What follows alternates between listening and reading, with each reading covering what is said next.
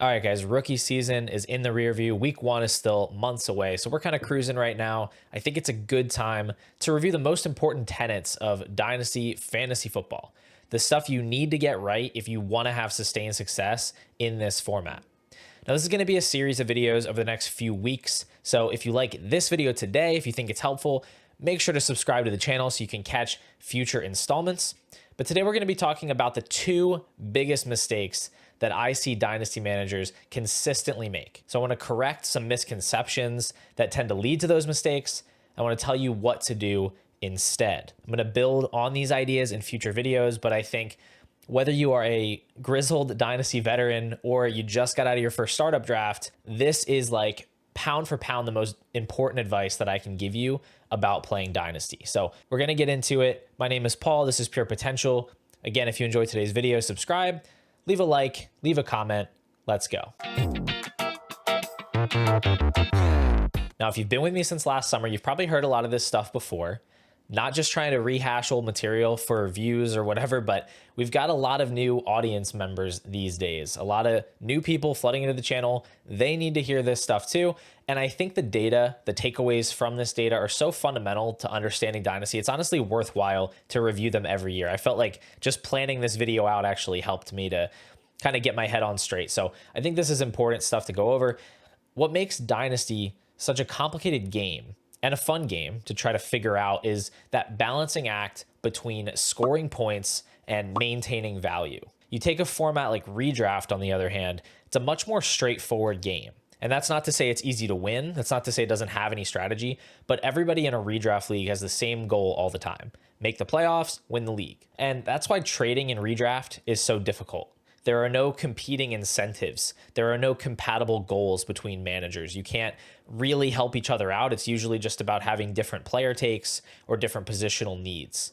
But in Dynasty, you do care about a player's immediate production. That's always part of the puzzle, but you also care about future value, or at least I think you should if you're playing the game intelligently, because this game isn't like redraft, where regardless of how bad your team was last year, you just get to draft a new one this year and everybody gets a first round pick and a second round pick and a third round pick. It's a totally level playing field from one season to the next in redraft. So you don't really need to worry about things like downside risk.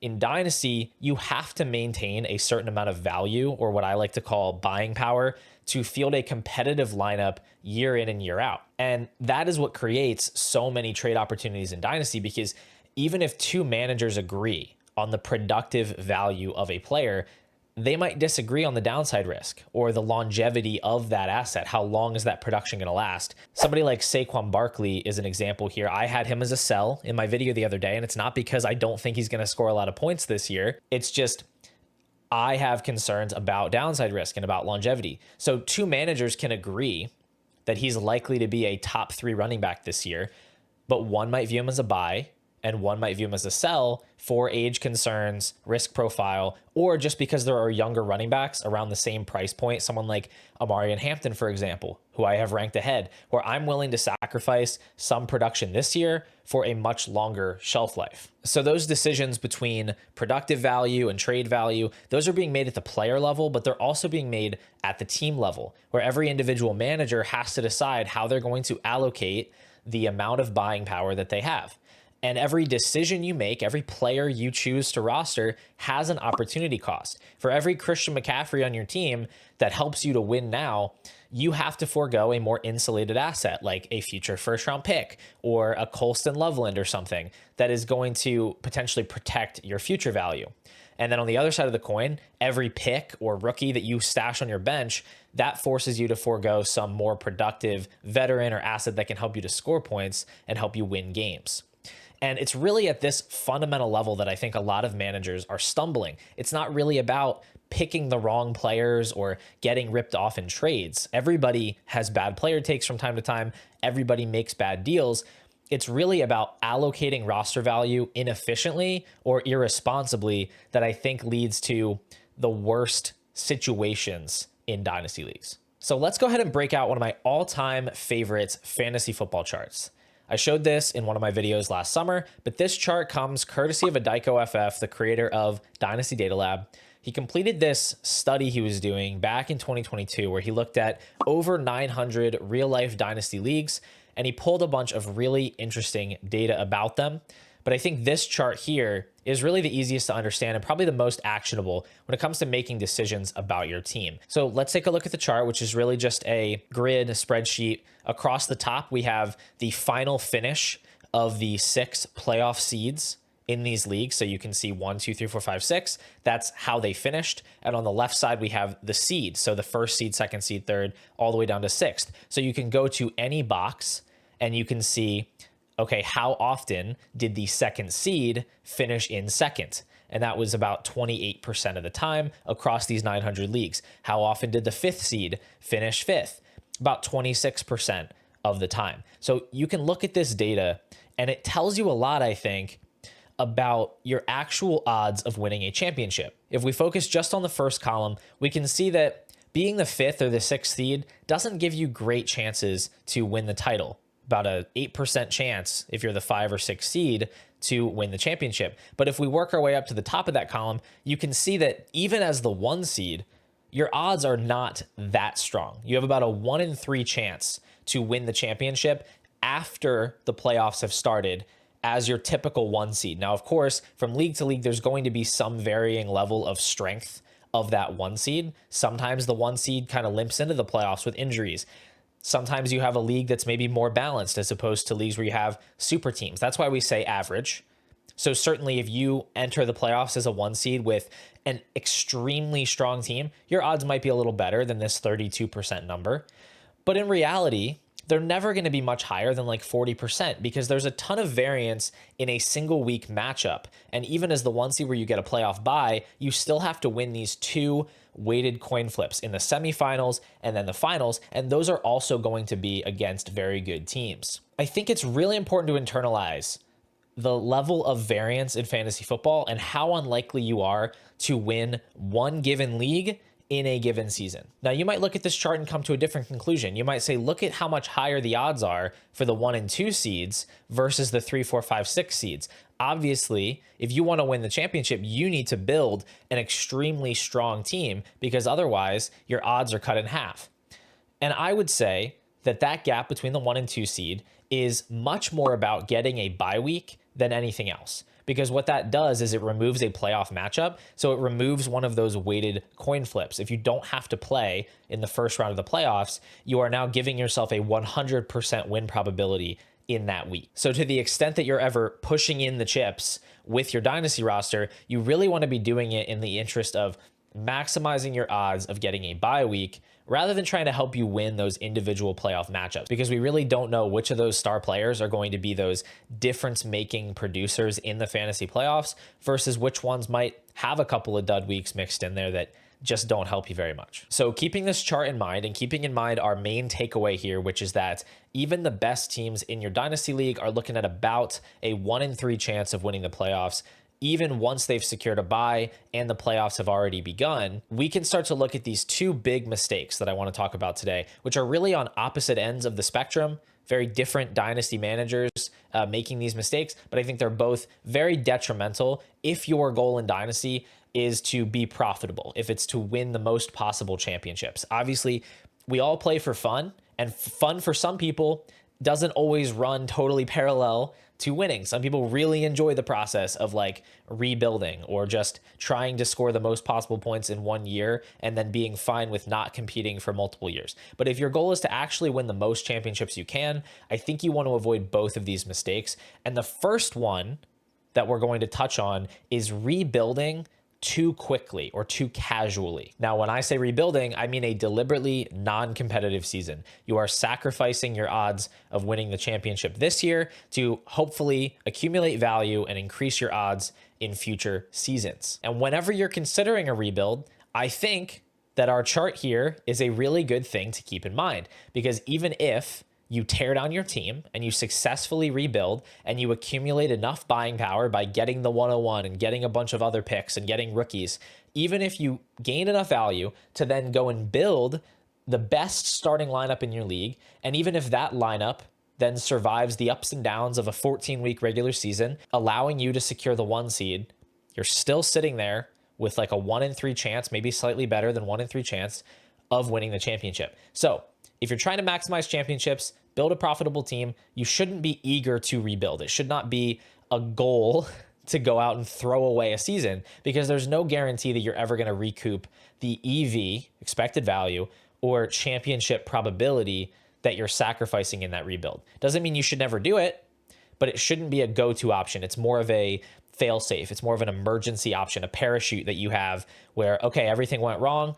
I'm going to go ahead and rebuild and hope for the best next season. But what you want to do at this time of year is you want to keep your options open. Throughout this summer, you should not be overly concerned with whether you're a contender or a rebuilder.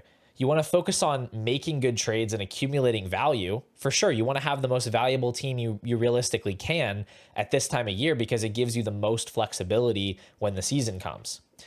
And oftentimes, over the next few months, or even early in the season, the decision of where your team is going, what direction it should take, is going to be made for you by injuries, players breaking out. Maybe you land a Puka Nacua on the waiver wire. Maybe a very favorable trade lands in your inbox.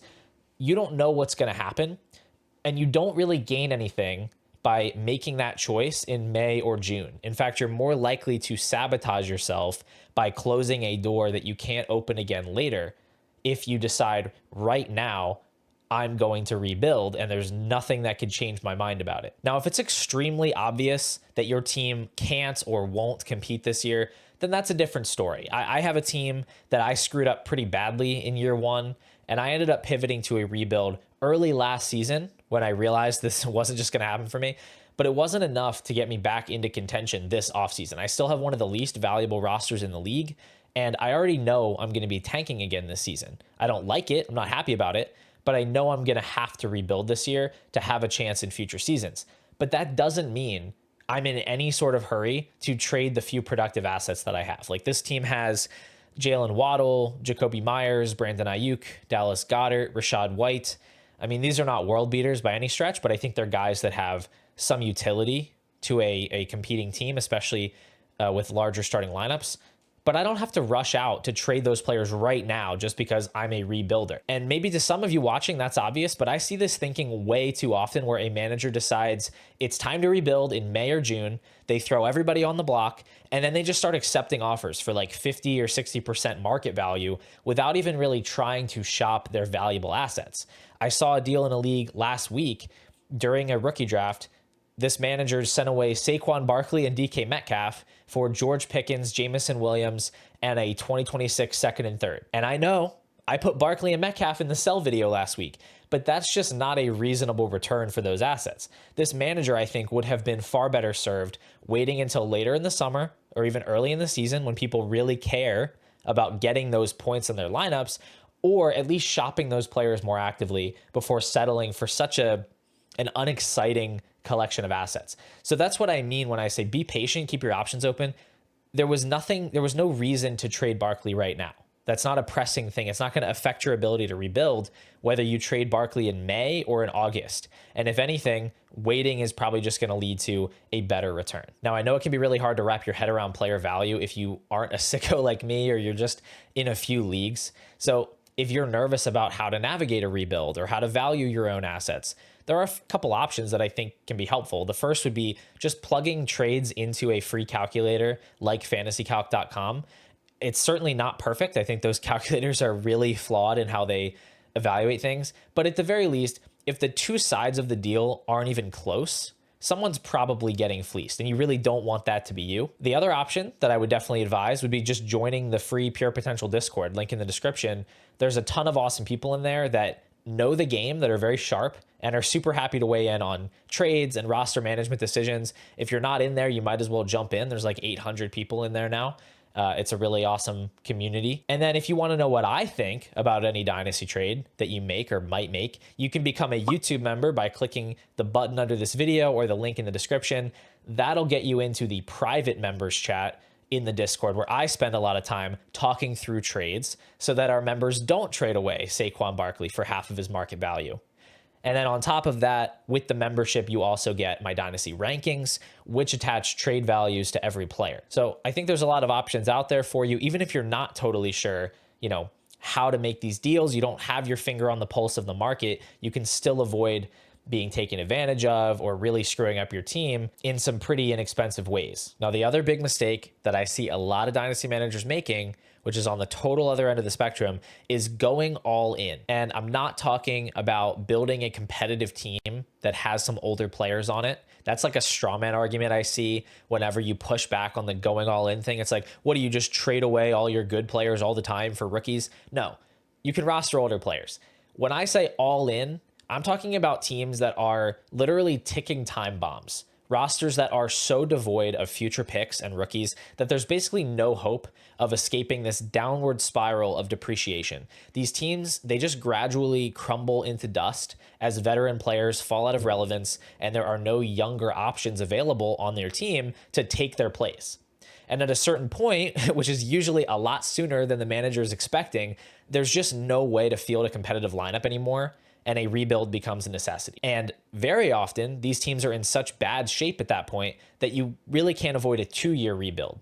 And that puts you in a very, very bad spot. Now, I will credit these managers. They have found a great strategy to avoid this part of the process, which is that they just leave the league and then they make it somebody else's problem to clean up the mess that they've made. Essentially, what these managers are doing is they are maxing out a bunch of credit cards and then they're just declaring bankruptcy like Michael Scott. I declare bankruptcy! It's just not a good way to build your dynasty team. And the dumbest part is that a lot of these managers would be totally fine if they just knew when to stop buying veterans. The chart is very clear. The chart that we looked at earlier. You can only boost your odds of winning so high, which means that eventually win now trades are going to hit a point of diminishing returns. And diminishing returns refers to a point in production where adding more resources leads to a smaller and smaller increase in output or benefit. And it's been a while since we did an elaborate analogy, so I've got one for you today. So imagine your local ice cream shop is having a sale, $1 milkshakes. That's awesome. Milkshakes are great. Sounds like a total nightmare for the employees, but it's a lot of fun for you. So you go down to the ice cream shop, you get yourself a milkshake, and what the heck, you get one for the wife and kid too because they're only $1. And then you text your friends down the street and maybe, they want a couple of milkshakes. So you get 2 more and you've got a big drink tray. That's all fine and good. You have benefited greatly from this sale. But at a certain point, if you just keep buying more and more milkshakes, you buy 20 of them, you buy 30 of them. At a certain point, you're going to stop benefiting from that discount because if you just keep buying them, you're eventually just going to have a bunch of runny room temperature milkshakes that you're never going to drink because they're going to be ruined in about an hour. And that is the idea of diminishing returns. Like, it doesn't matter how good a thing is, doesn't matter what kind of a discount you're getting, whatever it is, at a certain point, you're just not going to benefit anymore. So tying this back to Dynasty, you do not want to have Tony Pollard and James Conner and Cortland Sutton and Devontae Adams and Derrick Henry, Alvin Kamara, Mark Andrews, Travis Kelce, all on the same dynasty team. Can any of those players be helpful assets in isolation? Absolutely they can, but you want some balance. You want some picks and some youth to keep that contending window open longer. And as you push in more and more chips for this current season, what you're actually doing is you're stealing win probability from your future seasons when your team is going to be in much worse shape, and you're just not gaining all that much in the current season. And at that point, you have reached the negative returns portion of this chart. So just to close this out with a simple, actionable takeaway, if this is you, stop. If you couldn't wait for Sleeper to add those 2028 draft picks into your league so you could go trade them away for proven assets, you need help. You're like Lightning McQueen refusing to get his tires changed. You might be getting ahead right now, but it's going to come back to bite you in the long run. Going all in Dynasty is never a good strategy. So what you need to do instead is just try to build a good team, a solid team, and surrender to the variance. Understand that there is nothing that you can do to ensure a victory in the current season. Let variance do its thing and just try to extend your contending window by making good choices. Anyway, that's going to do it for today, guys. As always, thank you for watching this video. Thank you for supporting the channel. If you made it this far, leave a comment down below with your go-to milkshake flavor. And while you're at it, you might as well hit that subscribe button too. I will be back soon with another Dynasty video, and I hope I'll see you then.